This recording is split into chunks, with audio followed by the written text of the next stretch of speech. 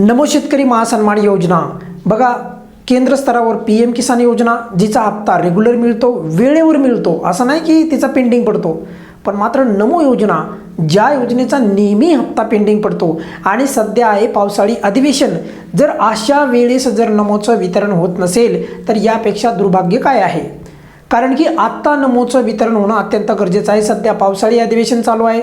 कोणीतरी या मुद्द्याच्या संदर्भात म्हणजे नमोचा GR काढण्यासंदर्भात, नमोला निधी देण्याच्या संदर्भात, निधी उपलब्ध करून देण्याच्या संदर्भात काहीतरी बोलायला पाहिजे आणि नमोचा हप्ता वितरित करायला पाहिजे. आत्ता सध्या जुलै महिना चालू झालेला आहे आणि त्याची पण 2 तारीख आहे.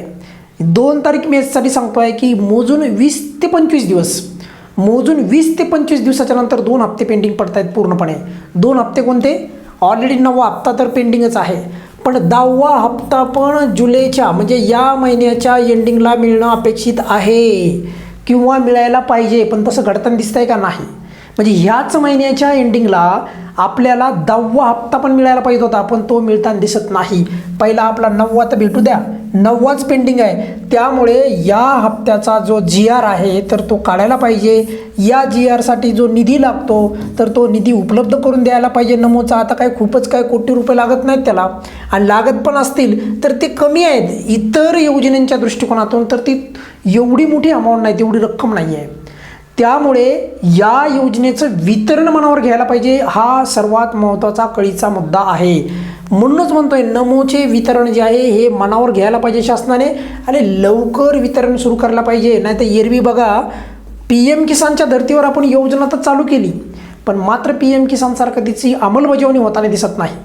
आणि त्यामुळेच मी म्हणतो आहे की 9वा हप्ता हा पण पेंडिंग आहे, 10वा हप्ता हा पण पेंडिंग आहे आणि दोन्ही हप्त्याचा 2-2 हजार रुपये लाभ मिळतो. एका हप्त्याचा 2,000 तर 2 हप्त्याचा 4,000 होईल. म्हणजे मग असं जर विचार केला तर 4,000 रुपये एकूण पेंडिंग प्रलंबित लाभ आहे.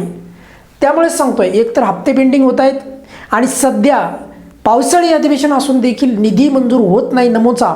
खरं तर पटकन व्हायला पाहिजे होता, अधिवेशनाच्या अगोदरच हप्ता वितरित व्हायला पाहिजे होता. अधिवेशन पण संपत यायला आहे तरी देखील निधी मंजूर झाला नाही, GR आला नाही. मग असं करता करता अजून किती महिने वाट पाहिजे आहे. मग हा हप्ता बी म्हणजे 10वा हप्ता पण पेंडिंग पडून 3रा हप्ता त्याच्यात आणखी ॲड करायचा आहे का? तर त्यामुळे लवकर वितरण करा. माझं असं मत आहे, खूप हप्ते पेंडिंग पडत आहेत. नेहमीच 2रा हप्ता येतो, 2 हप्ते प्रलंबित होतात आणि त्यानंतर वितरण होतं. PM किसानसारखं वितरण करण्याचं जे जरा मनावर घ्यायला पाहिजे. त्यामुळे लवकरात लवकर निर्णय घ्यायला पाहिजे आणि GR काढायला पाहिजे. GR काढल्याशिवाय या योजनेचं वितरणचा मार्ग जो आहे तर तो मोकळा होणार नाही. सर्वात महत्त्वाचं म्हणजे या योजनेचं वितरण शासनाने वेळेवर करण्यासाठी मनावर घ्यायला पाहिजे. या व्हिडिओमध्ये आपण इथेच थांबूयात. बघा, लवकर या योजनेचा GR येईल अशा पद्धतीने अपेक्षा करूयात आणि जोपर्यंत GR येत नाही तोपर्यंत आपण या योजनेच्या संदर्भात पण नक्की मुद्दा लावून ठेवणार आहोत. या व्हिडिओमध्ये आपण इथेच थांबूयात. काय अडचण असेल तर नेहमीप्रमाणे कमेंट्समध्ये विचारू शकता. धन्यवाद.